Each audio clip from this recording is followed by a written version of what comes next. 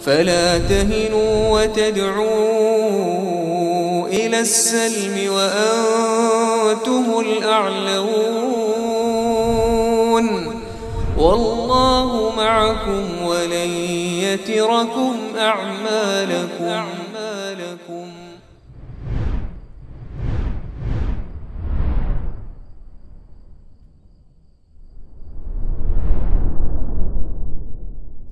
Bismillahirrahmanirrahim. Assalamualaikum warahmatullahi wabarakatuh. Innal hamdalillah nahmaduhu wa nasta'inuhu wa nastaghfiruh wa na'udzu billahi min shururi anfusina wa sayyiati a'malina may yahdihillahu fala mudilla lahu wa may yudlil fala hadiya lahu. Asyhadu an la ilaha illallah wahdahu la syarika lahu wa asyhadu anna Muhammadan 'abduhu wa rasuluhu la nabiyya ba'dahu. Qala Allah Ta'ala fi kitabihil karim, ya ayyuhalladzina amanu taqullaha haqqa tuqatih wa la tamutunna illa wa antum muslimun. Jazakumullahu khairan. Wa qala ta'ala, ya ayyuhan nasu taqu rabbakumul ladzi khalaqakum min nafsin wahidah wa khalaqa minha zawjaha wa batha minhuma rijalan katsiran wa nisaa'a wattaqullaha alladzi tasaaluna bihi wal arhama innallaha kana 'alaykum raqiba. Fa inna asdaqal hadithi kitabullah wa khairal hadi hadi Muhammadin sallallahu alaihi wasallam wa syarral umuri muhdatsatuha wa kullu muhdatsatin bid'ah wa kullu bid'atin dhalalah wa kullu dhalalatin finnar. Amma ba'd, ikhwas sekalian dan akhwat, para abah dan ummahat rahimani wa rahimakumullah. Kita lanjutkan pembahasan kitab Fawaidul Fawaid atau Al-Fawaid karya Ibnu Qayyim Al-Jauziyah.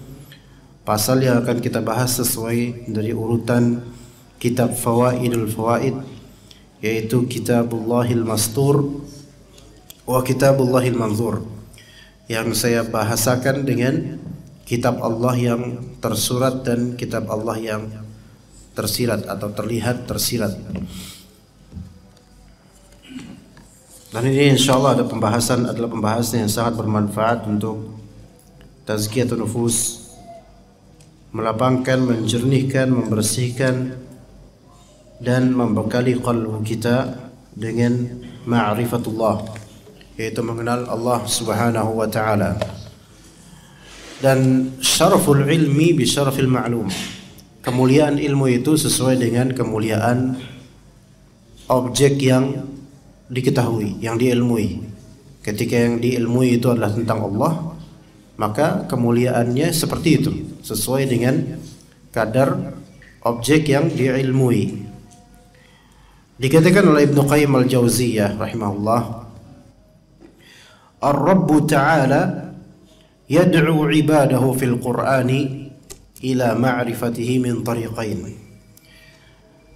Dalam Al-Quran, Allah Subhanahu wa ta'ala memerintahkan para hambanya untuk mengenal tentang Allah, yaitu yang disebut ma'rifatullah. Mengenal tentang Allah dari atau melalui tariqain, dua cara. Jadi dua cara untuk mengenal Allah dalam Al-Quran, diajak dalam Al-Quran. Dua cara untuk mengenal Allah Subhanahu wa ta'ala. Ahadihima an-nazaru fi maf'ulatih. Yang pertama, cara pertama untuk mengenal Allah, ya, jalur pertama untuk mengenal Allah yaitu an-nazar, yaitu melihat, ya, atau memperhatikan fi maf'ulatih, hasil-hasil perbuatan Allah. Melihat atau mengamati, memperhatikan hasil-hasil perbuatan Allah. Hasil-hasil perbuatan Allah. Ini pertama, dan ini yang disebut oleh para ulama sebagai merenungi ayat kauniyah namanya. Merenungi ayat kauniyah. Ya, itu yang pertama, merenungi ayat kauniyah.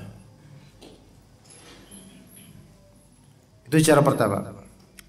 Jadi cara pertama adalah merenungi ayat-ayat kauniyah. Ayat kauniyah ini yaitu apa? Hasil dari apa yang Allah Ta'ala perbuat. Ats-tsani yang kedua yaitu at-tafakkuru fi ayatihi wa tadabburuha. Yaitu tafakkur, ya, merenungi ayat-ayat Allah dan mentadabburi ayat-ayat Allah, yaitu mentadabburi ayat-ayat syar'iyyah. Jadi dua cara yaitu cara yang pertama merenungi ayat-ayat kauniyah, cara yang kedua merenungi ayat-ayat syar'iyyah. Dah dua cara itu.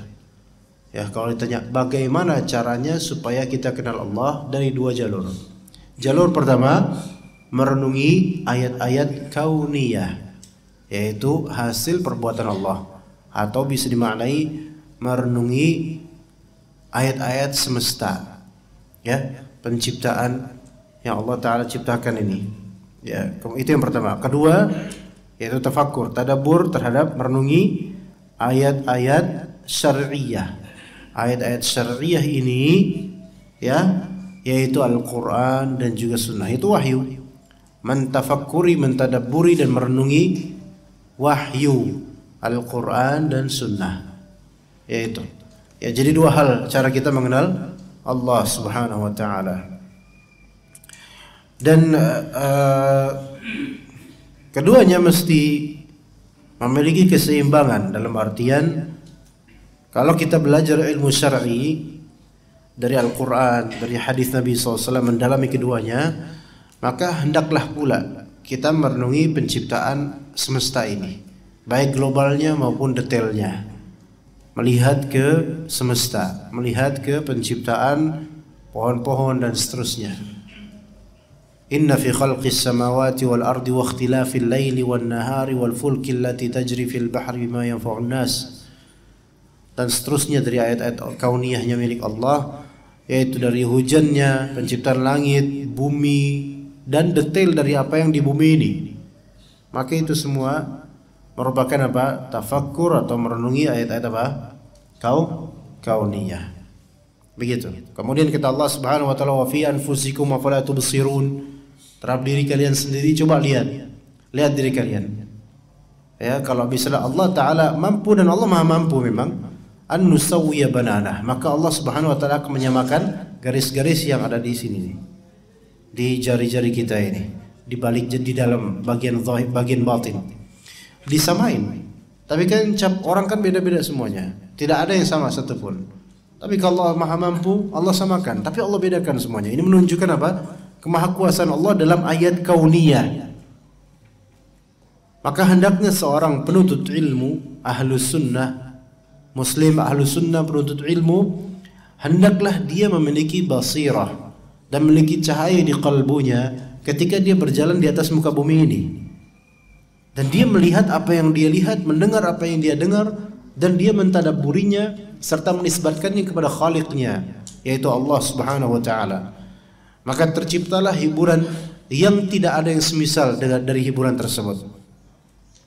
Karena dia menisbatkan keindahan demi keindahan yang dia saksikan atau dia simak atau dia dengar atau dia ketahui ini kepada Khaliqnya.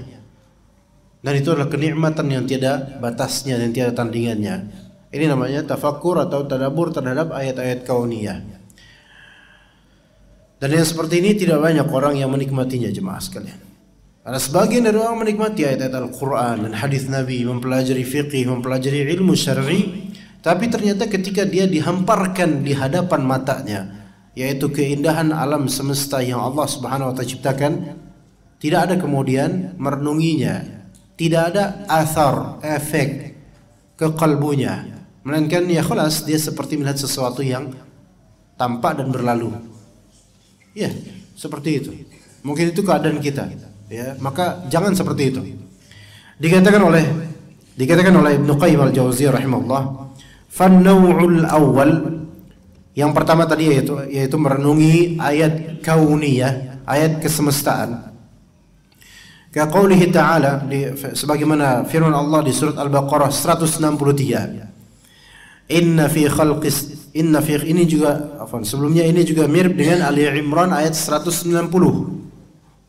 Mirip, ya, inna fi khalqis samawati wal ardi wa ikhtilafil laili wan nahari wal fulki allati tajri fil bahri bima yanfa'un nas.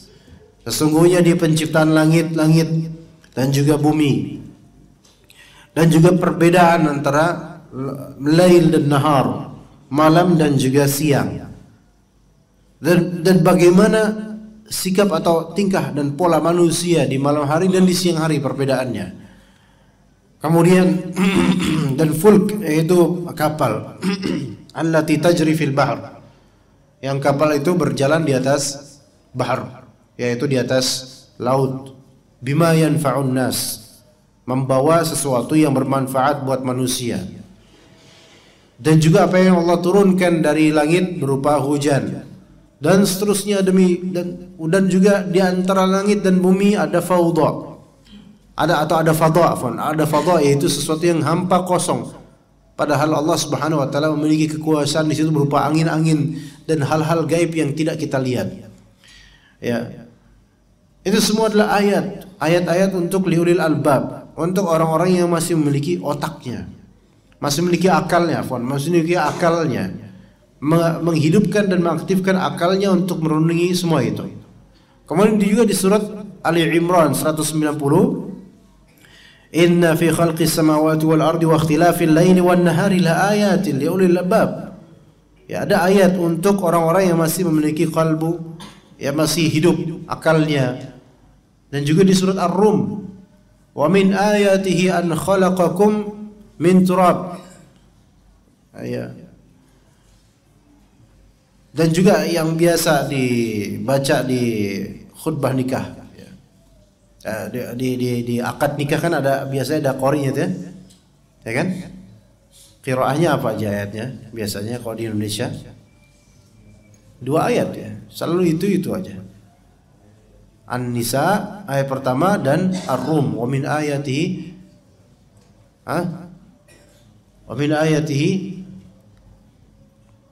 an khalaqalakum min anfusikum azwajan litaskunu ilaiha wa ja'ala bainakum mawaddatan wa rahmah.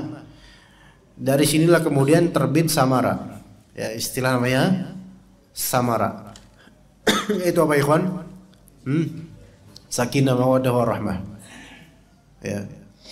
Dan Anda pakai baju kayak gini karena Anda nanti mau khutbah nikah ya. Iya.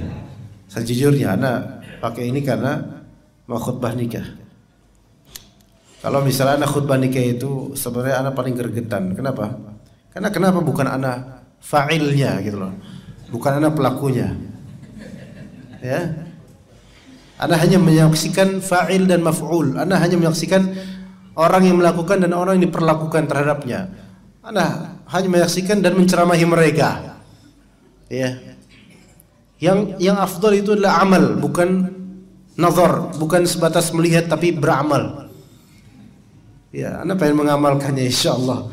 Ya, jadi berkali-kali ya khutbah nikah itu mau dibuat Anda menertawakan diri Anda sendiri ya.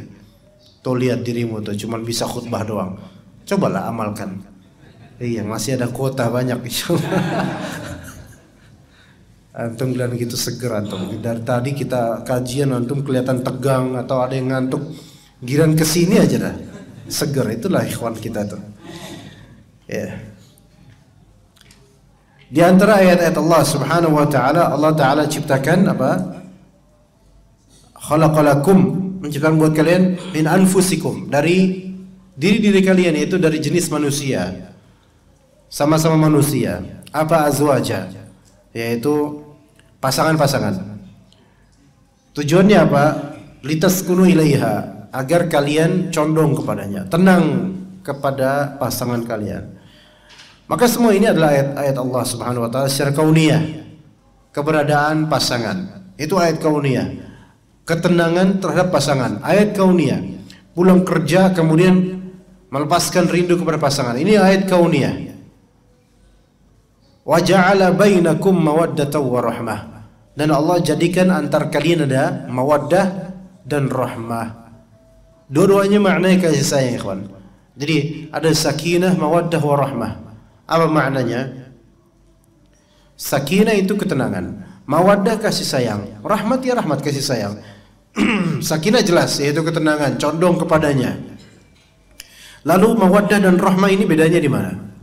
Sebagian ulama, sebagaimana disebutkan dalam tafsir Al-Qurtubi, sebagian salaf menafsirkan mawaddah dan rahmah memiliki perbedaan makna, walaupun sama-sama maknanya yaitu kasih sayang, riqah fil qalb, yaitu adanya kelembutan di kalbu untuk menyayanginya.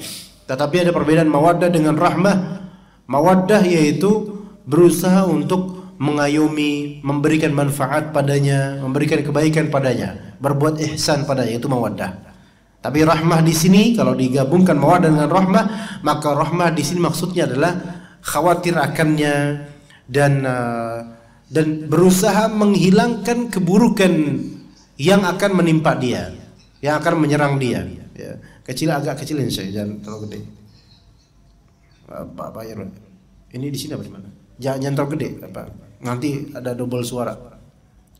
Jadi perbedaan antara mawaddah dan rahmah. Dan ternyata mawaddah dan rahmah di kalbu insan atau di kalbu pasangan itu merupakan ayat kauniyah yang perlu direnungi dan disyukuri.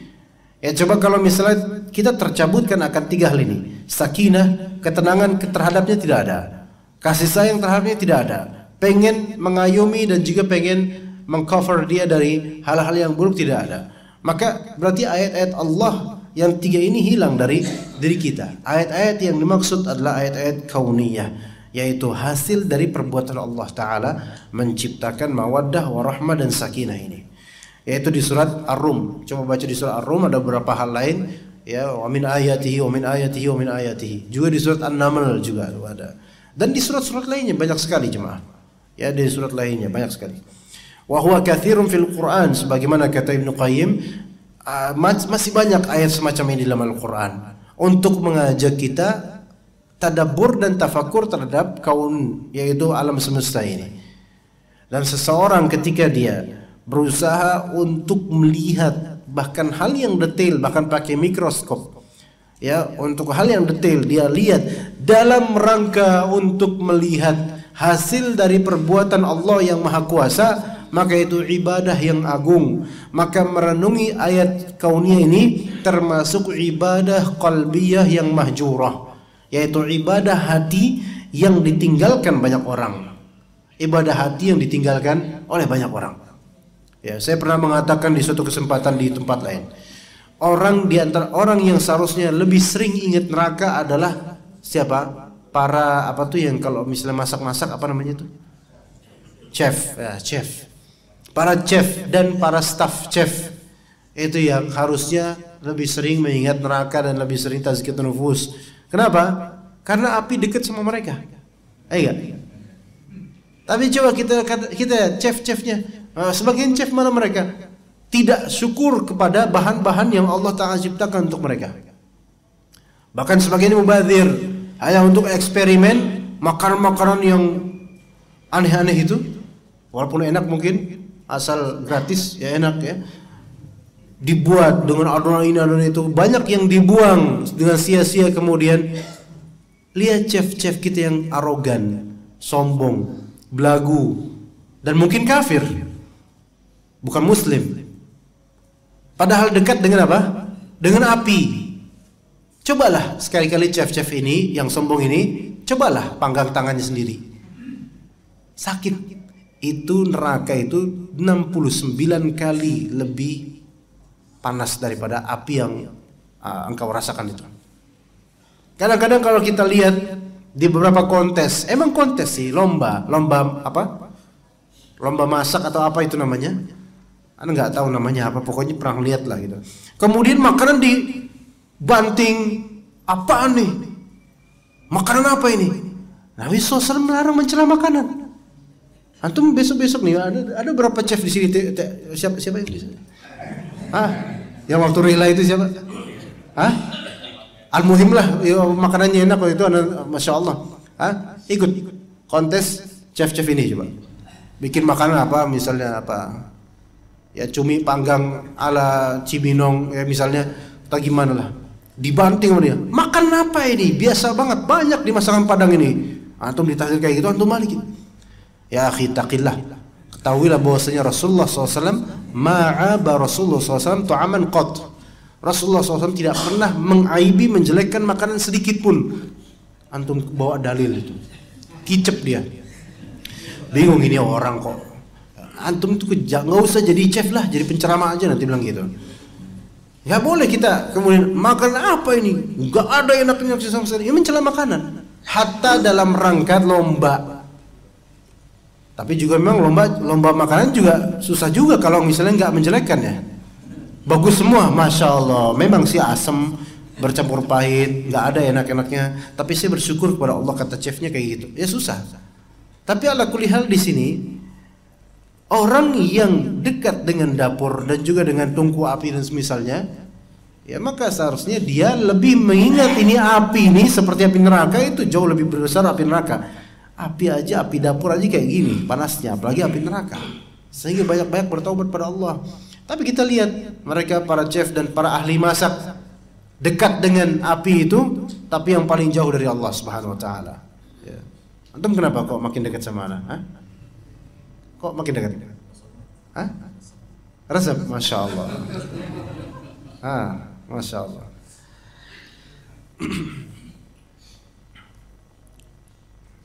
Sebenarnya bukan hanya orang yang di dapur, dimanapun pekerjaan apapun kita, maka harusnya menjadi orang yang dekat dengan Allah Subhanahu wa taala, mengingat hari akhir dengan ayat-ayat kauniyah yang Allah taala ciptakan di sekitar kita. Tukang bangunan pun begitu. Tukang tambang pun begitu. Orang nelayan di laut juga harusnya juga banyak mengingat Allah Subhanahu wa taala, karena ini laut ini ciptaan Allah dan merupakan menunjukkan kekuasaan Allah yang manusia itu ajiz, yaitu nggak bisa melawan arus laut, nggak bisa. Ya coba ketika antum berenang di gelombang laut yang dahsyat itu, antum diam, antum gituin laut, bisa nggak? Nggak bisa, sama aja, tetap aja lautnya seperti itu, nggak bisa. Wa ma antum bimu'jizina fil ard. Antum tidak bisa membuat sesuatu itu tidak mampu di muka bumi ini, melainkan hanya Allah yang bisa. Hanya Allah yang bisa, manusia nggak bisa. Maka harusnya di setiap bidang yang kita berada padanya, kita tafakkur ayat-ayat Allah yang ada di bidang tersebut. Kalau misal di marinir perairan, maka disitulah kita tafakkur. Kalau misal di darat, baik di dapur atau di tempat lain lah, pertambangan dan seterusnya, atau perhutanan, banyak sekali ayat-ayat Allah Ta'ala yang bisa kita lihat, yaitu ayat-ayat kauniyah. Maka tercipta tazkiyatun nufus. Maka lihatlah coba sekali-kali duduk di sengkedan atau di sawah, ya, duduk di apanya itu, pematang sawah, duduk plek gitu kan, apalagi sawahnya berbukit gitu kan, maka melihat kemudian keindahan tersebut sambil dengerin Al-Quran, kemudian merenungi, masya Allah, enak. Kalau kita kan kadang rihla, bukan kita, maksudnya kita masyarakat ini, kita nih rihla ke tempat-tempat di ada yang pantai, ada yang ke bukit, ada yang ke Ragunan lah, gitu minimal lah ya. Kita melihat banyaknya ayat-ayat Allah, cuman apa? Orang-orang kita ini apa ngomong apa? Gokil apa? Ya, apa namanya? Kalimat-kalimat yang sebenarnya enggak mengembalikan pemilik lisan itu kepada Allah Subhanahu wa taala. Ya, anak-anaknya juga enggak diajarin untuk itu. Enggak diajarin, nak bilang subhanallah, bilang masya Allah, bilang Allahu akbar, enggak ada. Tuh, cakep ya nak, itu udah gitu doang kelas. Iya. Bahkan sampai kalau ngelihat kecelakaan lah, ngelihat apa namanya petir dan semisalnya, nggak ada kemudian zikir-zikirnya, nggak ada tafakkurnya, nggak ada. Kasian banget orang-orang seperti miskin dari tafakkur. Ayat-ayat Allah sudah dihamparkan di hadapan matanya, tetapi kalbunya tidak menyaksikannya. Ini kesian. Kemudian berikutnya tadi yang kedua, yaitu merenungi ayat-ayat syar'iyyah. Seperti firman Allah Ta'ala, afala yatadabbaruna al-Quran, surat An-Nisa 82. Afala yatadabbaruna al-Quran, juga ada di surat Muhammad dan di ayat lain. Afala yatadabbaruna al-Quran, apakah mereka tidak mentadabburi Al-Quran? Dan juga di surat Al-Mu'minun 68. Afalam yadabbarul qaul, apa mereka tidak mentadabburi perkataan Allah Ta'ala? Juga di surat Sad ayat 29. Kitabun anzalnahu ilaika mubarakun liyadabbaru ayatih. Inilah Al-Quran, suatu kitab yang kami turunkan kepada Nabi Muhammad SAW, kepada engkau wahai Muhammad SAW, mubarak. Kitab ini berkah agar mereka mentadabburi ayat-ayat Al-Qur'an. Dan banyak juga ya ayat-ayat Al-Qur'an yang menunjukkan ajakan dan seruan untuk kita agar kita mentadabburi ayat-ayat itu. Kemudian dijelaskan oleh beliau Ibnu Qayyim al-Jauziyah rahimahullah, fa ammal maf'ulat fa innaha dalatun 'alal af'al wal af'alu dalatun 'alas sifat. Dan di sini ya ikhwas sekalian, semua maf'ulat itu ciptaan. Ciptaan itu menunjukkan akan adanya perbuatan, dan perbuatan menunjukkan akan adanya sifat. Ya, ini kaidah. Ciptaan, hal yang diciptakan menunjukkan apa? Adanya perbuatan. Perbuatan menciptakan. Dan perbuatan menciptakan, perbuatan itu menunjukkan adanya karakter atau sifat. Fa innal maf'ula yadullu ala fa'il fi'lih. Sesungguhnya maf'ul, hal yang menjadi objek itu menunjukkan adanya perbuatan dari subjeknya. Wa dzalika yastalzimu wujudahu wa qudratahu wa masyiatahu wa ilmah.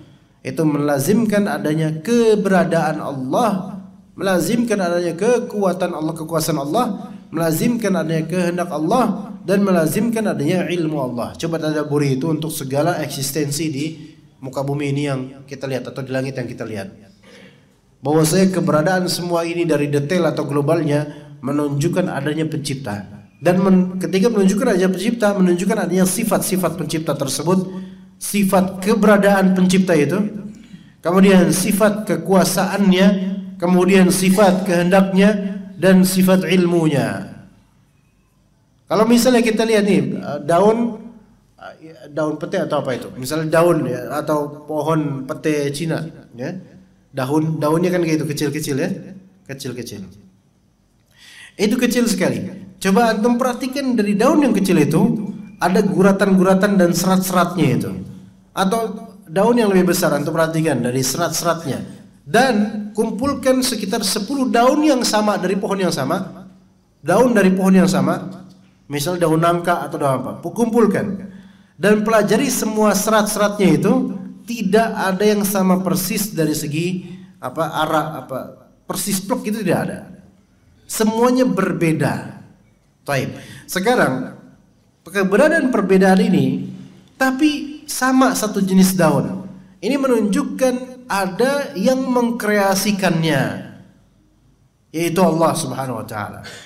Dan kaitan antara Khaliq, yaitu Allah Subhanahu wa taala, terhadap makhluk berupa daun ini, kita lihat variannya, kesamaan daun-daun ini dari segi jenisnya, namun perbedaan dari garis-garisnya, garis seratnya, maka kita dapatkan ini melazimkan bahwasanya penciptanya ada, masih ada dan akan selalu ada.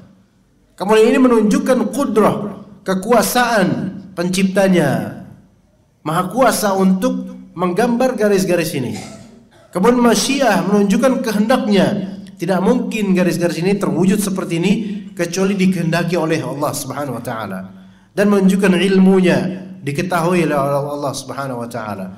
Itulah Allah Subhanahu wa taala, maha mengetahui, maha menghendaki, maha kuasa, dan maha ada.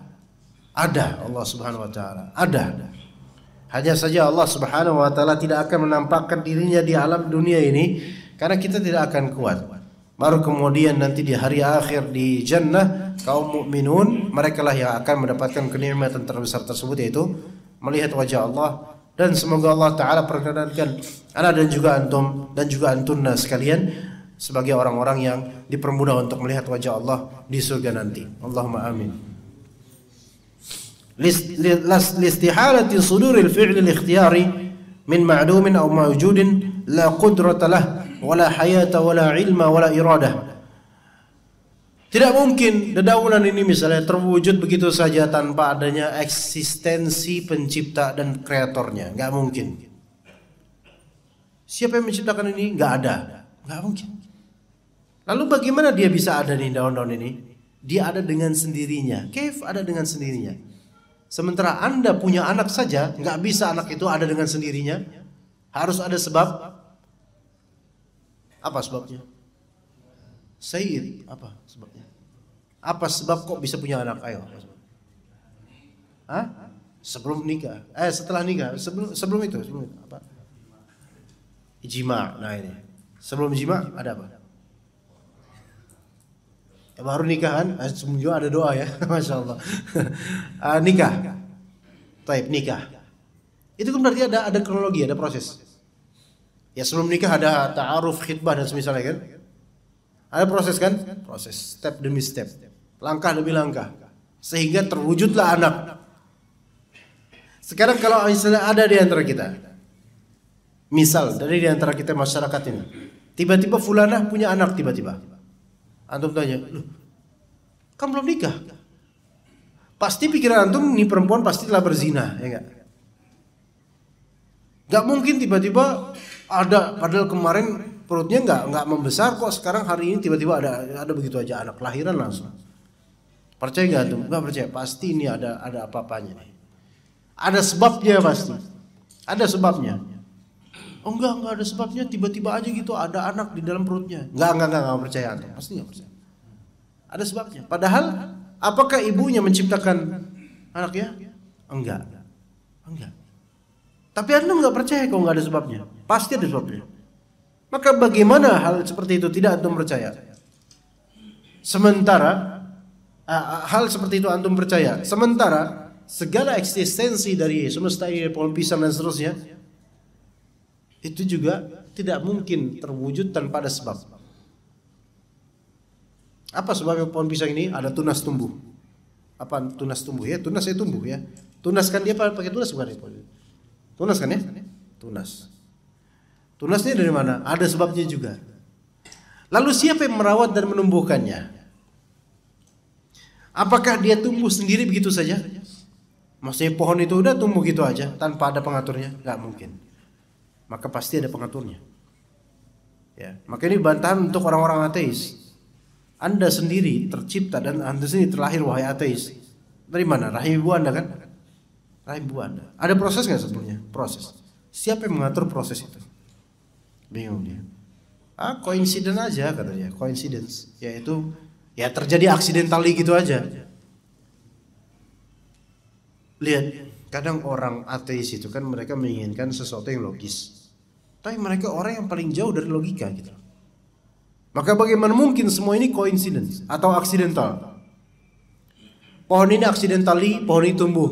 Accidentally atau apa? Accidentally. Secara aksiden ya, kebetulan. Jadi semua hal itu kebetulan. Semua hal itu kebetulan ya. Ada apa? Semua hal ini dari adanya langit, bumi, qamar, syams, semua kebetulan bagi orang-orang ateis. Ya kita bilang juga, kira-kira kamu itu kafir itu kebetulan apa gimana? Kok kafir ini pilihan saya bukan kebetulan. Nah, giliran kamu kafir pilihan saya bukan kebetulan. Nanti kalau kamu masuk neraka kebetulan atau apa? Pilihan. Mereka bilang nggak ada tuh surga neraka. Nah mulai. Tapi kalau nggak ada surga neraka, terus bagaimana orang-orang zalim di dunia ini mereka akan dibalas? Nggak dibalas kata mereka. Karena nggak ada surga. Udah habis mati ya udah nggak ada apa-apa. Itulah jeleknya pemikiran ateisme dan orang yang mengingkari hari akhir.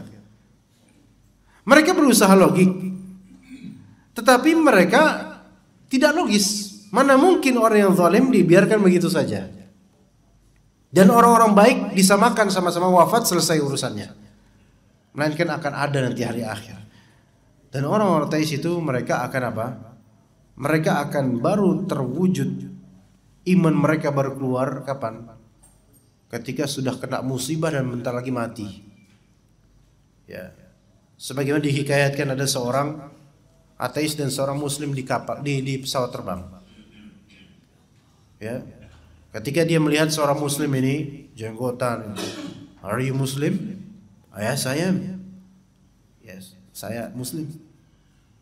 Dijelek-jelekin Islam. Biar diam aja daripada ribut di atas kapal kan ntar oleng kapalnya kan. Ya. Tapi beneran oleng habis itu.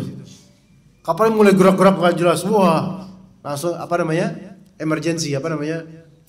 Sirine darurat itu. Wah, apa? Apa namanya? Turbulensi. Ya Ya pokoknya gitulah Pak ya. Benar apa yang dikatakan Bapak. Terus habis itu langsung dia teriak dia. Oh my god, oh my god, oh my god katanya. Syukur-syukur nggak disingkat. OMG, wow. OMG, OMG enggak, OMG. Iya. Oh my god. Yang muslim tenang aja, dia panik 1000 panik. Oh my god, oh my god. Yang muslim zikir aja biasa. Sambil muslim ngeliat tingkah orang ateis ini. Dan dia sambil oh my god itu, dia sambil juga malu. Karena dia tadi mengingkari adanya Tuhan. Tapi ketika dia kena musibah seperti ini, keluar imannya. Oh my god. Kalau antum jadi muslim kira-kira gimana? Hah? Lagi dalam keadaan pesawat kayak gini, sempat gak antum untuk mengejek dia? Hah? Wah, hello antum gitu. Oh my god, ya gitu. Akhirnya Allah Ta'ala memudahkan pesawat ini kembali ke track yang benar, maksudnya jalan normal lagi, terbang normal. Mulai kemudian ateis itu mulai malu dia. Dia malu. Iya. Karena ternyata di saat darurat lisannya mendustakan lisan versi saat aman. Itu berapa banyaknya orang seperti itu. Di saat aman enak ngomong seenaknya. Tapi ketika udah sakit baru dia ngomongin akhirat.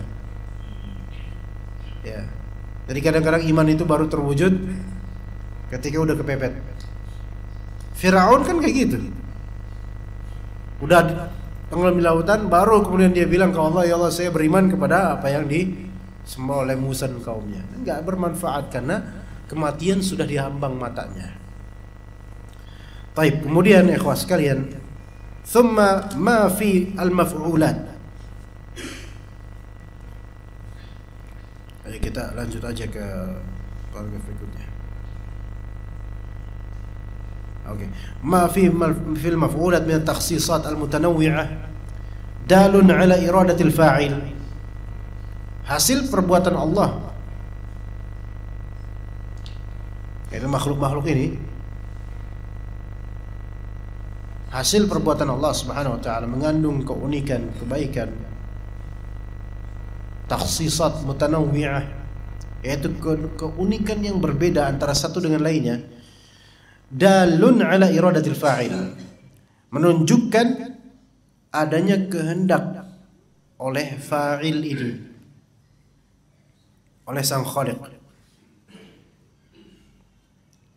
dari jenis-jenis makhluk ini, menunjukkan adanya kehendak Allah.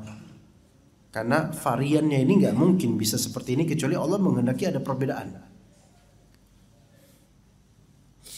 Anda pernah meriset atau mempelajari spesies ular.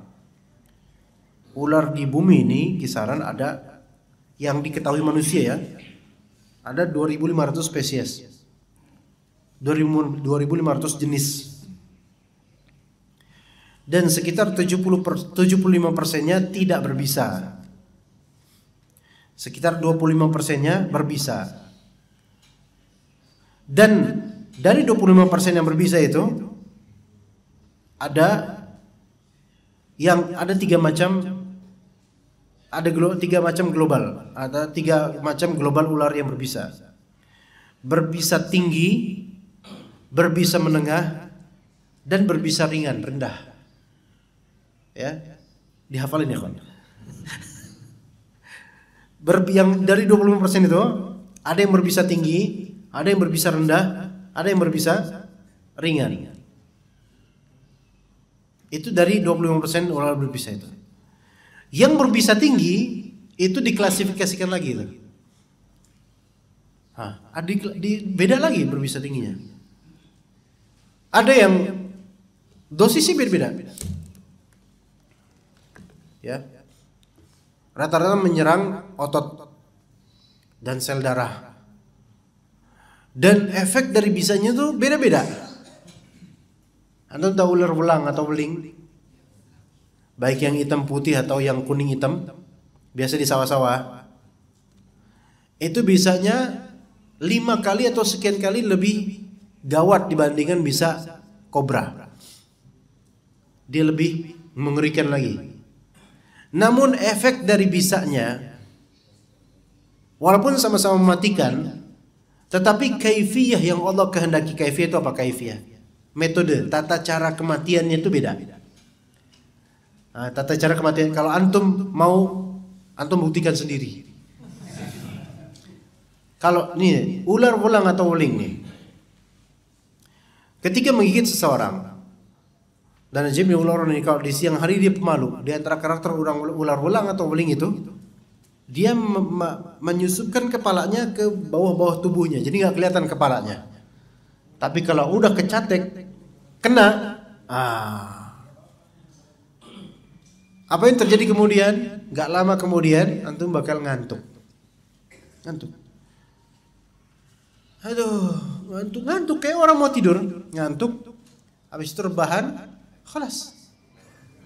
Iya. Bangun-bangun bukan bini yang bangunin. Man rabbuk. Iya beneran kayak gitu. Nggak percaya? Fadl. Anda nggak memfasilitasi, cuman fadl kalau antum mau fadl. Di sawah-sawah banyak. Iya itu. Ya. Nah, itu salah satu macam gitu. Dari jenis ular berbisa yang itu baru satu model dari dua macam, ya. Ulang atau wuling, ya. Dan juga ada antara king cobra dengan cobra pun beda, ikhwan. King cobra itu bukan cobra dia. Ada lagi jenisnya king cobra. Nah, adapun cobra banyak lagi dia modelnya. Ada cobra Jawa, ya. Ada ular Jawa. Ada cobra Thailand. Ya.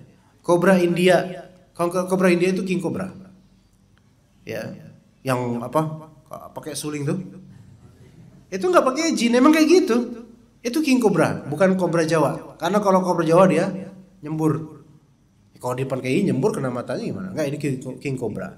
Pakai suling, dia gerak-gerak bukan ngikutin lagunya. Dia bolot dia. Bolot. Iya. Iya, antum datangin jadi bolot sama malih di sini. Ya dia bolot dia. Cuma ngikutin apa? Gerakan dari sulingnya atau dari kaki atau dari dia tuh ngikutin gerakan, bukan joget, bukan. Jadi jangan bahlul lah. Ya. Nggak dengar mana, coba antum tanya aja mereka orang akhi, antum telinga antum mana? Nggak ada, dia nggak punya telinga, nggak bisa dengar dia. Ya. Coba lihat itu seperti itu. Ya. Dan spesies-spesies seperti ini tafsilnya itu Allah Maha tahu. Allah yang merincikan semuanya. Bahkan sampai ular-ular yang diremehkan oleh banyak orang seperti ular kadut sendiri, ular kadut ya. Itu ada banyak modelnya itu. Beda-beda ular kadut itu. Dan seperti ini Masya Allah, siapa yang merincinya? Dengan varian seperti ini menunjukkan adanya apa? Ada penciptanya, adanya kehendak dari Allah untuk membedakan. Oke, nggak usah ke ular dah. Ular kan bukan kehidupan kita. Ikhwan, kita nih ya, kita antar kita nih. Wajah kita sama nggak kira-kira? Hah? Enggak. Dan antum pasti nggak mau disamain sama wajah teman antum karena menyedihkan gitu. Nggak mau. Itu baru wajah. Rincinya coba. Dari tai lalatnya, keriputnya beda. Itu dari zahirnya, batinnya berbeda, karakternya berbeda. Semua ini menunjukkan apa? Allah memiliki iradah, keinginan, kehendak untuk membeda-bedakan antara orang. Tapi dengan semua perbedaan seperti itu, dengan semua perbedaan rinci di tubuh kita, Allah tidak mau melihat dari segi itu untuk manusia. Innallaha la yanzuru ila suwarikum wa amwalikum. Allah tidak melihat dari segi gambar penampilan kalian, penampakan kalian dan juga harta kalian. Harta kita beda. Gaya rambut kita beda juga, penampilan kita beda semua. Tapi bukan itu yang Allah Ta'ala lihat. Ya. Walakin yanzuru ila qulubikum wa a'malikum. Tapi melihat kepada kalbu-kalbu kalian dan amal-amal kalian. Itu yang Allah Ta'ala lihat. Jadi perbedaan-perbedaan ini menunjukkan adanya keinginan Allah Subhanahu wa Ta'ala terhadap makhluknya, yaitu beda antara satu dengan lainnya. Kemudian kalau antum lihat brand-brand ternama atau produk-produk yang sudah branded ya, sudah dikenal, menerbitkan produknya di tiap tahun, terutama masalah fashion ya, baju dan seterusnya, fashion. Antum akan lihat apa yang pernah mereka terbitkan tidak mau mereka ulang persis. Biasanya bro. Contoh misalnya batik. Ini yang pakai batik contoh. Anda pakai batik, nih sampelnya aja, nggak usah bapak ini yang di depan kan.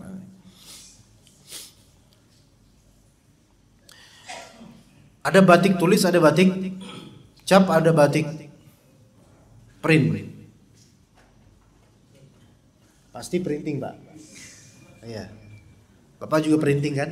Nah, bapaknya atau batiknya pak? Ya.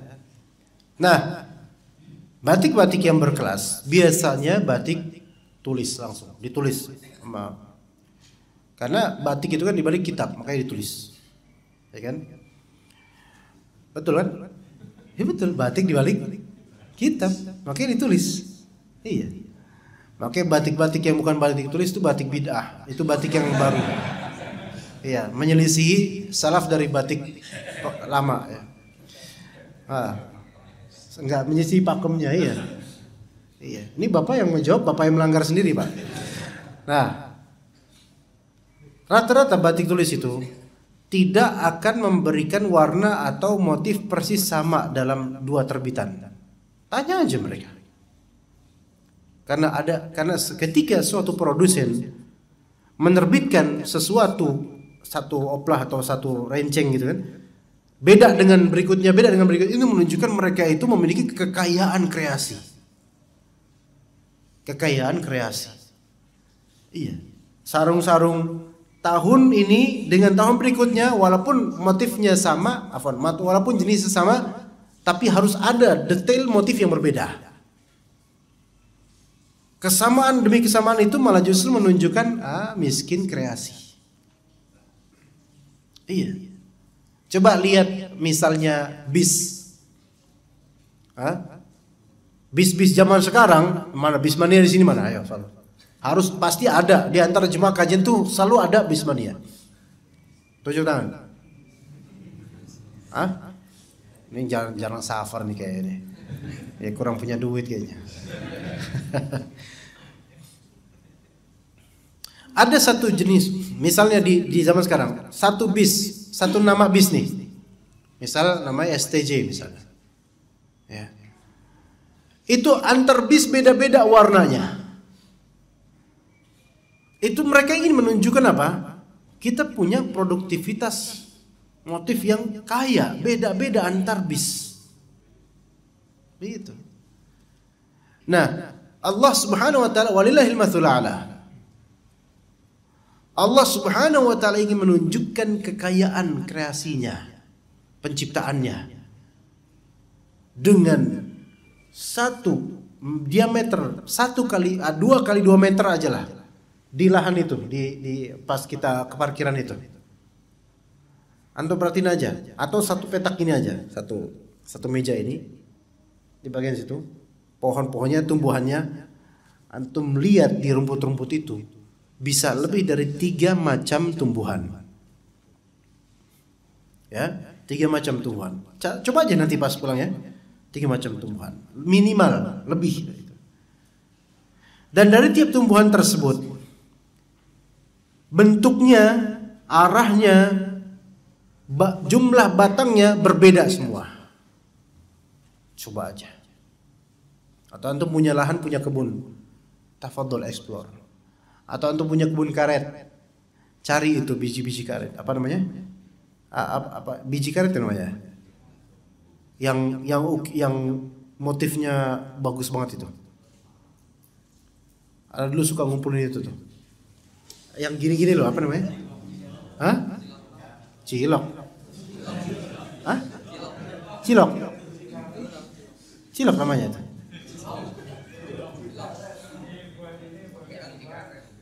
Biji karet namanya cilok, biji karet.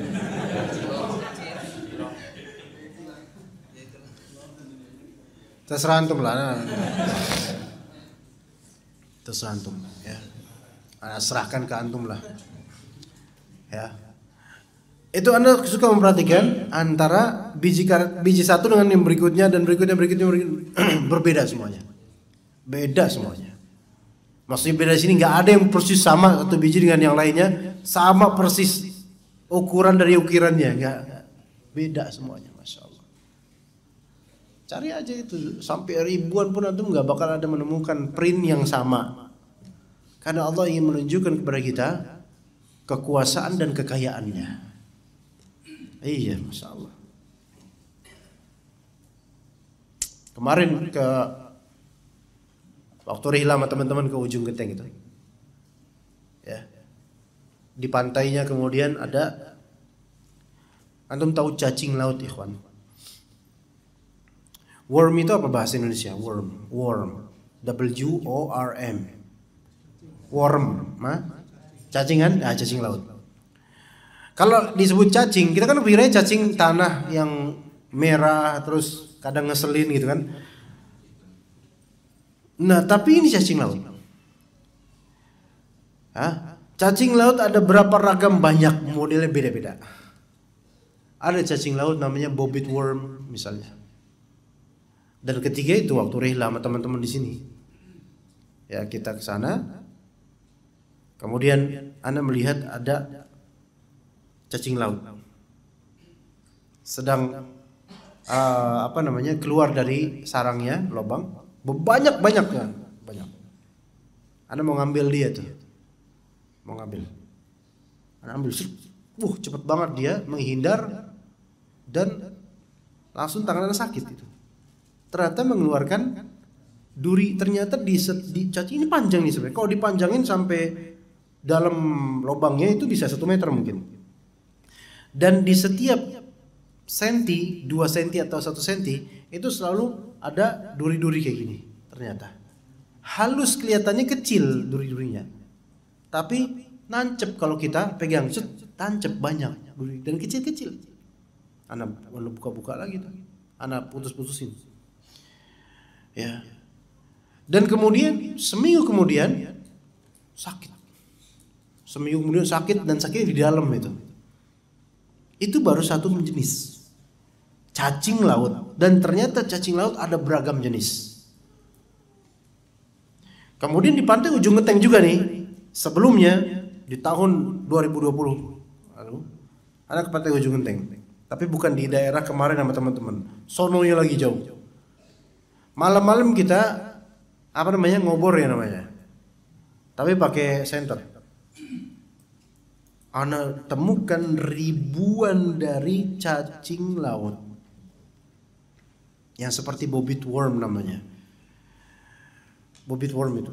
Jadi dia karang tapi berair gitu laut, pantai itu. Dan di karang itu Ana temukan mereka sedang ngangak kayak gini, ikhwan. Ngangak kayak gini nih. Jadi mereka nggak punya mata. Kalau ada ikan di atas mereka baru di gini. Pernah dengar nggak? Pernah lihat nggak kayak gitu? Jadi mereka tuh nggak punya apa-apa, cuman itu doang, gitu. Ya, jadi ngangak kayak gini.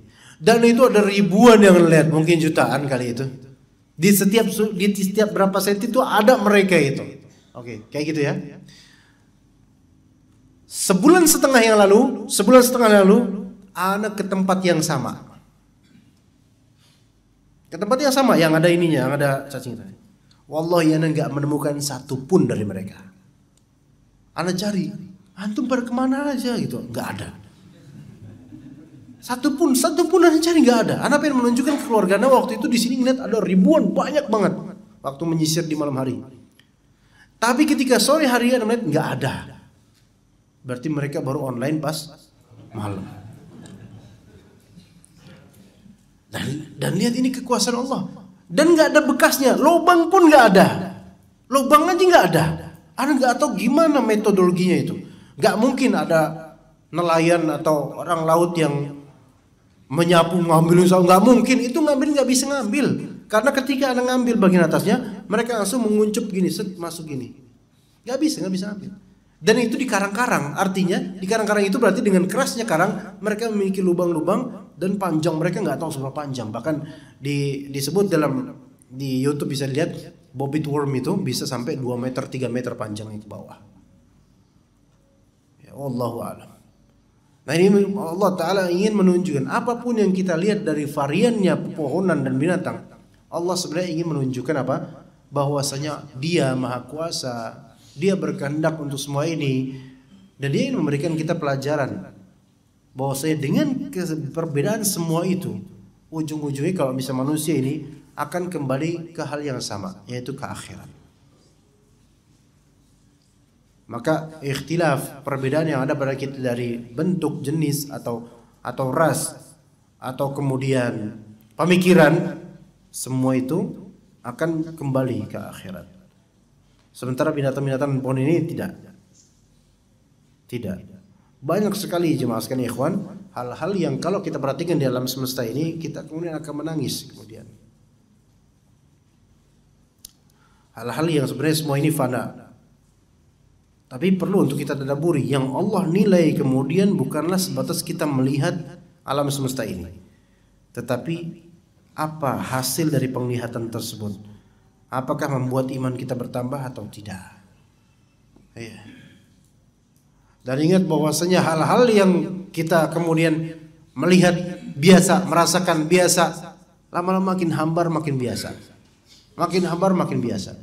Sebagaimana ibadah juga kalau tidak dihatikan kepada Allah, tidak menuju Allah Ta'ala, ibadah itu akan terasa biasa, hambar, dan tanpa ada nilai. Di suatu masjid dulu, di Masjid Jenderal Sudirman, tahu, MJS, Masjid Jenderal Sudirman, masih besar. Waktu itu Anda kan punya jadwal di sana Jumat malam, pekan keberapa gitu Pak. Tapi kemudian pihak panitia bilang, Ustaz boleh gak tukeran jadwal sama Ustaz Fulan di pekan keempat. Loh kenapa? Ustadz Fulan itu kalau pekan keempat Jumat nggak mungkin bisa isi kajian sini. Loh kenapa emangnya? Karena Ustadz Fulan setiap bulan umroh. Setiap bulan umroh ya kawan. Atau mau nggak? Yakin atau? Hah? Capek loh. Setiap bulan umroh, ya. Setiap bulan umroh, dan setiap umroh antum dapat gaji 6 juta 7 juta. Mau nggak? Ini bilang mikir-mikir karena takut disalahin ya, padahal mau ya. Setiap umroh antum gratis, umroh gratis tiap bulan, dan dari bimbing umroh tersebut antum dapat 6 juta atau 7 juta. Mau nggak? Banget. Umrohnya nggak usah Ustaz, 6 jutanya aja. Nah itu ya. Gitu ya. Gimana? Enak ya? Enak ya. Umroh paling 10 hari, 8 hari gitu kan. Maksudnya untuk membimbing 8 hari 10 hari. Masya Allah kata anak, Masya Allah nikmat sekali ya beliau ya. Tapi kata panitia ini juga ustaz. Wah, kalau anak Ustaz justru anak khawatir zauknya hilang. Apa zauk itu? Zauk itu pada asalnya adalah kecapan di lidah ketika kita makan. Zauknya hilang, nikmatnya hilang. Kok bisa? Karena udah nggak spesial lagi. Udah biasa, udah kebal, ya. Mbah Kakung yang di kampung coba, Mbah Kakung, antum umrohin, ngelihat tiangnya aja nangis tuh Mbah, enggak? Nangis. Tapi kalau udah ustadz tiap bulan umroh, bukan ngeliat tiang doang, ngeliat Ka'bah aja udah biasa, udah biasa. 5 aja ya. Udah hilang zauknya. Kalau emang nggak ke Allah ya, udah hilang zauknya. Apalagi kalau nyari duit dari situ, hilang zauknya. Iya. Karena yang duitnya yang diinin, atau mutawif. Tahu mutawif ya? Yang membimbing nanti di sana. Lah itu kan mutawif, kalau memang kerjain mutawif doang, walaupun visanya visa belajar, itu hilang zauknya. Dan Anda menyaksikan sendiri, seperti nggak ada kekhusyuan pada dirinya. Hilang khusyuknya. Ya, ini nggak hanya nyebut nama, antum nggak tahu siapa orangnya. Hilang khusyuknya, nggak ada rasa dia tuh. Ibadah di Masjidil Haram, di depan Ka'bah, biasa aja. Berbeda dengan orang yang mungkin merasa sekali seumur hidup nih kayak saya ini. Nangis itu. nangis. Mbah Putri, Mbah Kakung nangis itu. Jarang lihat mbah-mbah nangis di depan Ka'bah karena Masya Allah kerinduan yang sangat dan merasa ini sangat momentum berharga banget. Tapi bagi yang tiap hari hilang zauknya. Sekarang kalau kita lihat lewat gitu aja, ini lewat nih. Gak parkiran tuh lewat, lihat pohon-pohon, apa yang antum lihat? Pohon. Ada rasa? Gak ada. Ya kayak gitu. Dihamparkan di hadapan antum ayat-ayat Allah, nggak ada rasa. Saking biasa dan saking nggak ke Allahnya. Ya tapi juga jangan situ kemudian diam melihat di depan pohon. Akhi antum ngapain? Hah? Akhi antum ngapain? Merem lagi. Akhi, takillah antum ngapain? Saya sedang menerawang pohon ini. Ya enggak untuk menerawang, tapi untuk mengingatkan kita akan kreasi Allah Subhanahu wa taala, betapa kayanya Allah dan betapa mulianya Allah Subhanahu wa taala. Lakukan itu jemaah sekalian untuk seluruh yang kita lihat. Bahkan yang lihat kecoa di rumah pun antum ingat kepada penciptanya. Ya kan? Bulan lalu Anda pernah menghikayatkan tentang kecoa enggak di sini? Ya kan? Ditektokin kan? Iya. Ngeliat kecoa aja ingat penciptanya. Iya. Gimana caranya? Antum deketin diri antum ke kecoa itu. Buat dia rebahan, ya, sehingga dia ngapain? Antum perhatikan kakinya itu. Siapa yang menciptakan tajam-tajam di kakinya itu? Coba ayo. Allah yang menciptakan. Bisa nggak antum menghinakan kecoa itu? Ya boleh. Jelek itu kecoa, hina, bau, berpenyakit, oke. Tapi antum bisa nggak bikin yang spesial itu? Nggak bisa. Lihat di kakinya itu tajam-tajam. Memang menjijikan ya. Tapi siapa yang buat ini? Coba kalau misalnya Allah Taala menakar kecoa ini segitu, udah pas. Coba kalau digedein, segede kucing. Antum yang mati itu di rumah. Maka Allah Ta'ala menakar semuanya pas. Alhamdulillah curut segitu. Kalau curut segede harimau, habis semua manusia habis beneran. Curut itu mengerikan loh. Antum pernah lihat curut zaat, curut berantem, the fighting curut, ya. Curut itu bahasanya shrew, bahasa Inggrisnya shrew, fighting shrew, ya. Seru ya. Itu di slow motion fightingnya antum melihat ini kayak monster dia zaman apa gitu, luar biasa. Itu pada curut yang antum hinakan. Curut beda dengan tikus. Dan Allah kadarkan curut segitu doang, enggak lebih gede, enggak segede kucing. Itu kalau segede kucing belum lagi di giginya itu ada taring bisanya. Curut itu ada bisanya, itu bahaya. Nah, alhamdulillah Allah takarkan seperti itu. Iya. Binatang-binatang itu semua Allah takarkan dengan sesuai baik kebutuhan manusia dan keamanan manusia. Alhamdulillahirabbil alamin. Sapi segitu. Coba kalau sapi segede kecoa. Gak bisa. Enggak relevan. Alhamdulillah atas semua kenikmatan ini.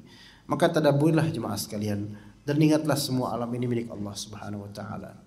Ya, dan juga wa fi anfusikum afala tubsirun, lihat diri kalian. Apa yang ada pada diri kalian dari kulit, bulu dan seterusnya, semua itu milik Allah dengan takaran yang Allah berikan dan keinginan Allah Subhanahu wa taala. Mungkin materi kita cukup sampai sini aja insyaallah. Wassallallahu ala nabiyina Muhammad wa ala alihi washabihi ajmain. Apa ada pertanyaan tadi? Jazakallahu khair.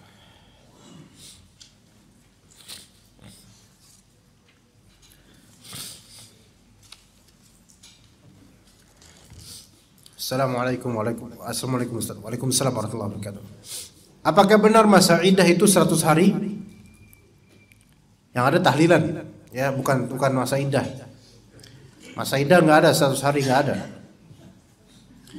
Kalau 100 hari tahlilan, akhi. Ini masa iddah apa? Masa iddah itu kan ada berapa macam? Ya.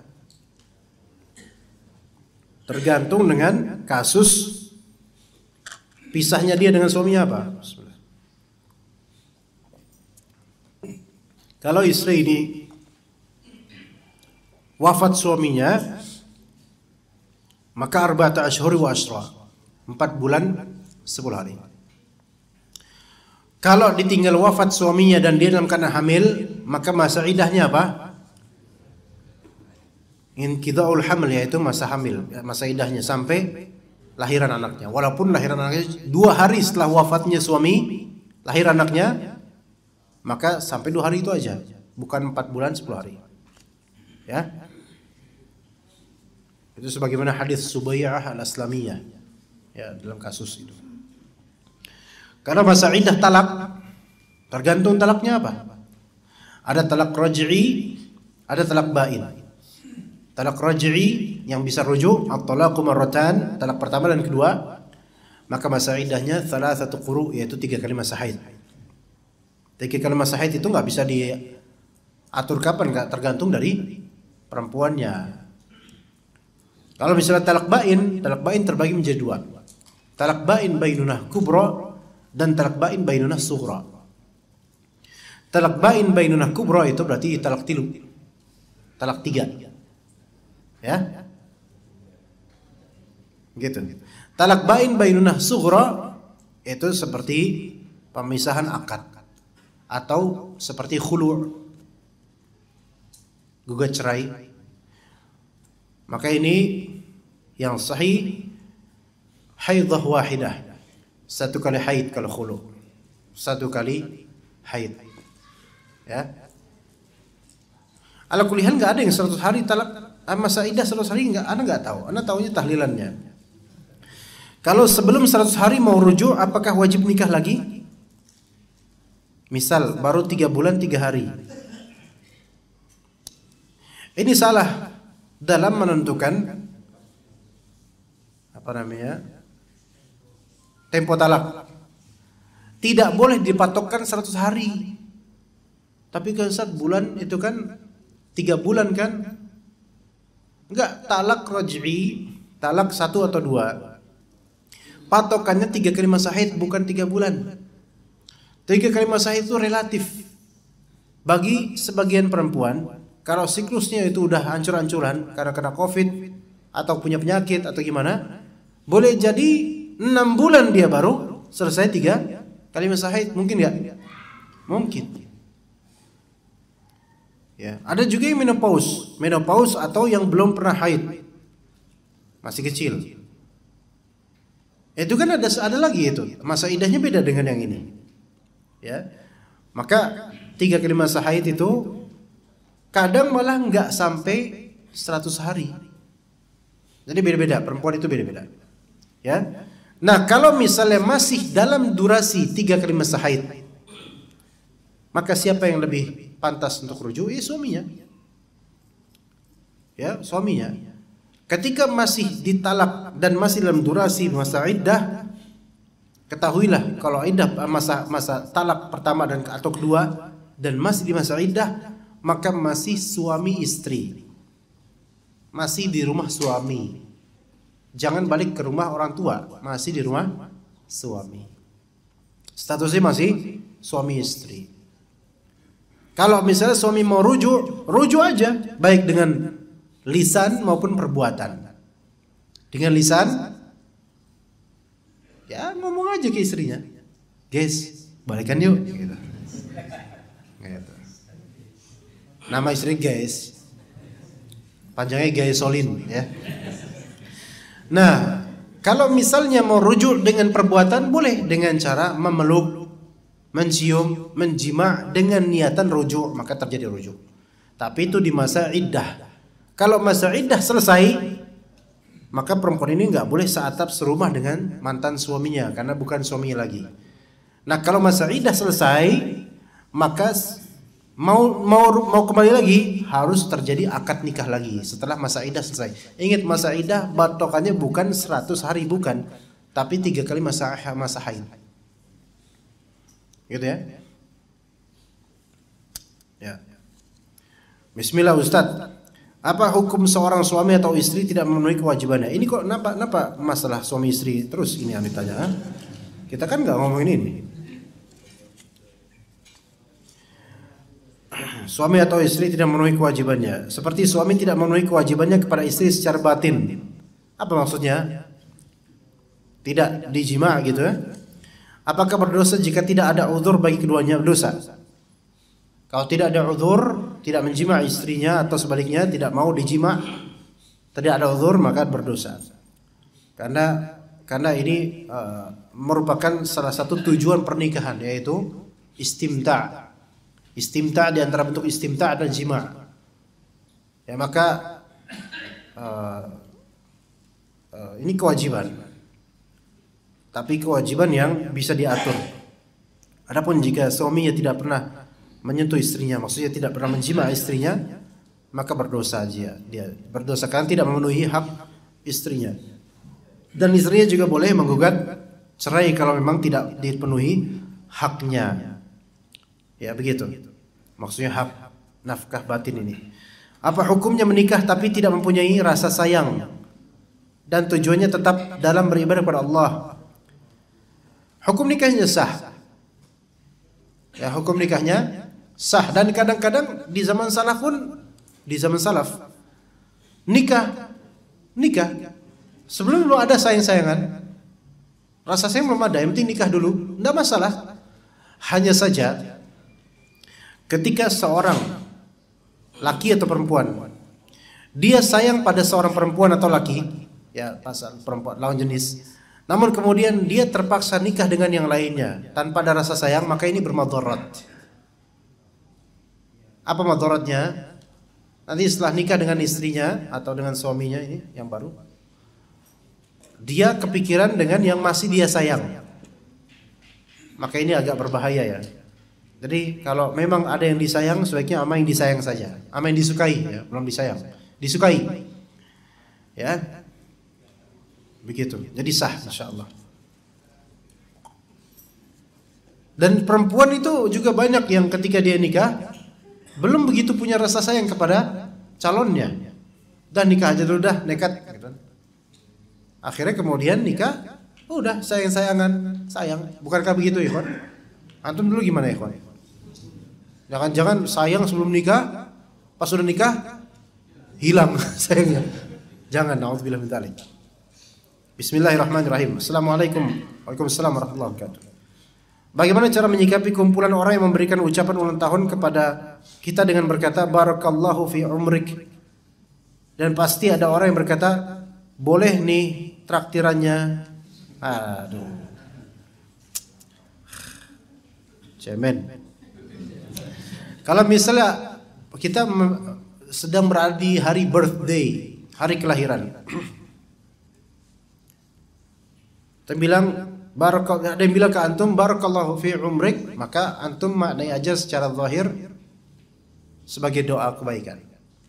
Antum jawab aja wa fika barakallah, udah gitu.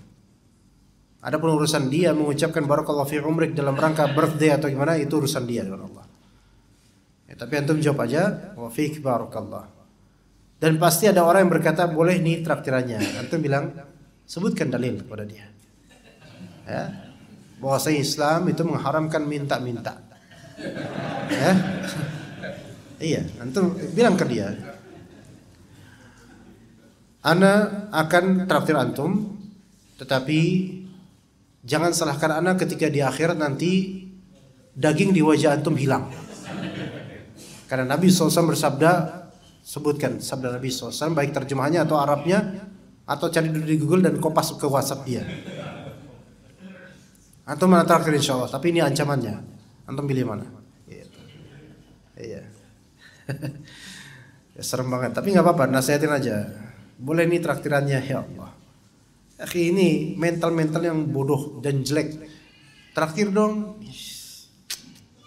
Itu nggak baik. Walaupun mungkin bercanda, maksud bercanda sih pengen juga, tapi dalam kemasan bercanda. Tapi pengen, ayolah, traktirlah baru gajian. Ya Allah, ini jelek sekali mentalnya, ikhwan. Kita mental bersedekah, bukan mental menengadahkan tangan. Al yadul ulya khairum minal yadis sufla, kata Nabi SAW. Tangan di atas lebih baik daripada tangan di bawah. Ya udah Ustaz, kalau bisa gitu berarti saya nerimanya mungut aja tangan di atas. Maksudnya tangan di atas ini yaitu yang memberikan ata, memberikan pemberian, bukan yang mu'ta, yang diberi, bukan. Ya. Jadi nasihati orang-orang seperti ini. Boleh nih traktirannya, nasihati. Tegas. Akhi, nggak baik kita itu minta-minta traktiran, nggak bagus. Nggak apa-apa antum dijauhi habis itu, nggak apa-apa. Alhamdulillah malah. Dijauhi sama orang yang lagi traktiran itu lebih baik. Iya. Iya, alhamdulillah selama ini Anda nggak pernah ada yang kayak gitu. Ustaz, traktir dong Ustaz, kan sekarang udah jadi Ustaz. Nggak ada. Nggak ada kayak gitu.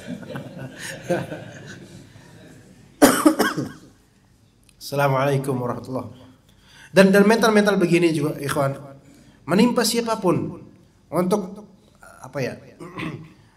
Kadang meminta belas kasih orang dan ibanya orang kepada kita. Bahkan sampai level ustadz sekalipun. Anda waktu masih dulu bujangan, belum jadi, bukan apa-apalah, Anda sampai sekarang bukan apa-apa. Tapi ada seorang ustadz. Dan Anda masih kuliah, masih bujangan. Ada seorang ustadz. Nanya ke Anda, San, nanya ke Anda, Hasan. Nama Anda kan Hasan, ketika itu dipanggil Hasan. San, ada nggak yang kosong? Anda bilang, apaan kosong? Ini ustadz ini istri 2, ketika itu anak kosong. 2-0 anak kalah 2-0 waktu itu. Sekarang 2-1. Soal di 3-2 lihat ustadz awas. Nah ustadz ini bilang, San, ada yang kosong nggak? Anak bingung yang kosong apaan Ustadz maksudnya? Anak kan ketika itu belum ngerti tentang dunia ustadz gitu. Iya. Maksudnya kosong apaan? Ya yang bisa anak isi. Anak makin bingung apaan ini maksudnya. Ustadz dari Madura nih, orang Madura nih. Apaan Ustaz ya? Nggak ngerti. Ah masa tuh nggak paham? Ya nggak paham mana nggak tahu apa-apa Ustaz. Ada khutbah yang kosong nggak Ustaz? Masya Allah, khutbah yang kosong. Di situ ada berpikir ini Ustaz kok nanya khutbah yang kosong kenapa gitu? Mau ngisi Ustaz? Iya mana mau ngisi khutbah? Jadwal Anda masih banyak nih yang kosong nih. Paham nggak maksudnya ikhwan? Apa maksudnya di situ? Fulus. Gak boleh suzon gitu misalnya. Ya gimana nggak suzon kalau nanya kayak gitu? Ya di sini namanya jadwal kajian ataupun khutbah Jumat. Qadarullah, biar Allah yang Ta'ala yang tentukan. Gak usah kita cari-cari. Apalagi nyari kepada pemuda yang lajang masih kosong, nggak punya istri, kemudian ada yang nggak tahu apa-apa kita dikus. Akhirnya pikir kemudian kok bisa seperti ini ya dunia ustadz. Akhirnya setelah anda jadi ustadz makin ngerti. Oh iya.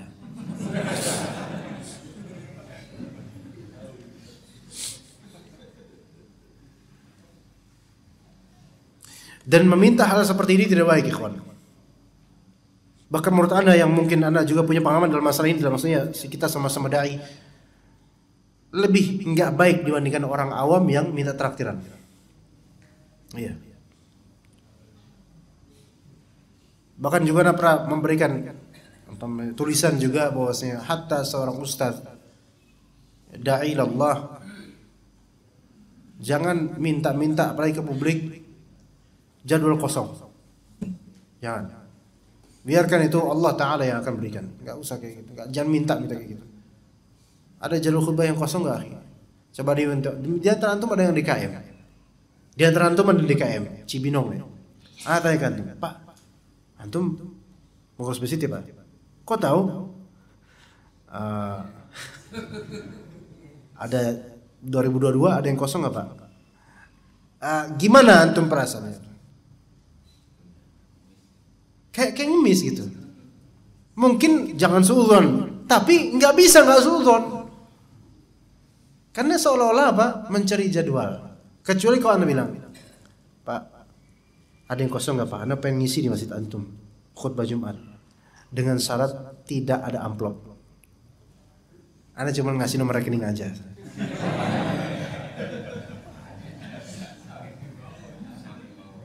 Namanya hal-hal seperti ini dikasih alhamdulillah, tapi jangan mencari. Begitu. Ya, jadi mental-mental seperti ini tidak baik, tidak mendidik. Ya. Baik. Assalamualaikum warahmatullahi wabarakatuh. Waalaikumsalam warahmatullahi wabarakatuh. Ustaz, Allah musta'an tulisannya ini, masya Allah tulisannya Allah musta'an. Tulisannya ini seperti rumput-rumput yang bergoyang. Ya. Saya pernah mendengar wali Allah atau sudah mencapai tingkat ma'rifat tidak ada kewajiban salat karena sudah menyatu dengan Allah. Kafir. Kafir dengan dua alasan. Satu, menggugurkan kewajiban salat. Kedua, menyatu dengan Allah. Ini kafir, khalas ini kafir. Ini bukan wali Allah. Apakah yang dijadikan hujah bagi mereka, Ustaz? Hujah mereka berawal dari hadis. Kalau mereka memahami hadis Jibril. Nabi SAW ditanya oleh malaikat Jibril yang berbentuk manusia, berupa manusia, mal Islam? Islam anta syahada an la ilaha illallah wa Muhammad Rasulullah sampai akhirnya. Kemudian mal iman? Iman antu mina billahi wa rasulihi wa billahi wa malaikatihi sampai akhirnya. Wa mal ihsan? Al ihsan an ta'budallaha ka'annaka tarahu sampai akhirnya. Maka mereka memahami bahwasanya level pertama Islam adalah Islam. Basic, ya kan? Level lebih tinggi lagi apa? Iman. Paling tinggi adalah ihsan. Ini sahih. Ini sahih. Karena itu yang disebutkan istilahnya dalam hadis Nabi SAW. Namun ketika melihat Islam, syahadat, salat, zakat, puasa, haji, ini syariat. Maka makom pertama, makom syariat. Syarat itu bagi mereka ini orang seperti ini adalah makom amalan zahir yang butuh dalil nas Al-Quran atau hadis. Ini baru level syariat. Maka bagi mereka puasa yang Ramadan itu level syariat, masih level dasar. Ilmunya makomnya masih makom apa? Elementary kalau di English course, ya. Elementary. Nanti ada level pre-intermediate, intermediate, ada advance, ya. Nah, sekarang kemudian kalau udah sampai level syariat ini bagus dengan dalil-dalil, baru kemudian ke makom yang iman yang disebut oleh mereka makom tarekat. Nah, ini boleh sini bid'ahnya nih. Tarekat, thariqah. Ya, amal-amalan dan ritual-ritual tertentu. Puasa muti, ini itu banyak loh, tarekat. Ini level apa ya? Level kedua. Nah, kalau level tarekat ini udah bagus sekali, udah mantap, baru level ma'rifat atau hakikat, level ihsan. An ta'budallaha ka'annaka tarahu fa in lam takun tarahu fa innahu yarak. Sampai Imam Ghazali juga di Ihya Ulumuddin, kalau udah sampai level ini, dia akan melihat adanya kasyf. Kasyf itu penyingkapan tabir, sehingga bisa melihat hal-hal yang tidak bisa dilihat oleh orang pada umumnya di level syariat. Penampakan rohaniya. Ya seperti itu. Kalau udah level ma'rifat atau hakikat itu udah mencapai derajat hakikatnya. Sehingga segala hakikat adalah Allah, gitu. Dan engkau telah masuk ke dalam hakikat tersebut, maka Allah bersatu dengan dirimu. Na'udzubillah min dzalik. Ini kufur. Tapi ini bukan semua sufi seperti ini, bukan. Enggak semua sufi. Ini versi ekstrimnya aja. Dan itu level ma'rifatullah yang dia mengenal Allah sehingga seperti dia mengenal dirinya. Maka udah levelnya seperti itu. Gugur syariat atasnya, makanya enggak wajib sholat lagi. Nah, orang-orang yang berpemahaman seperti ini, wah saya udah levelnya wali, sudah ma'rifat, hakikat, enggak wajib sholat karena sudah memenuhi tarekat sempurna, maka ini kafir. Nah, begitu ada orang seperti itu, ikhwan. Assalamualaikum warahmatullahi wabarakatuh. Barakallahu fiik, barakallah. Bagaimana menyikapi perbedaan manhaj di masyarakat yang sering menyudutkan kita yang menjalankan sunnah? Tenang, ya, karena Nabi SAW juga dibegitukan. Begitu juga dengan sebagian sahabat dan juga dari ulama dari zaman ke zaman. Maka tenang, jangan gegabah, biarkan.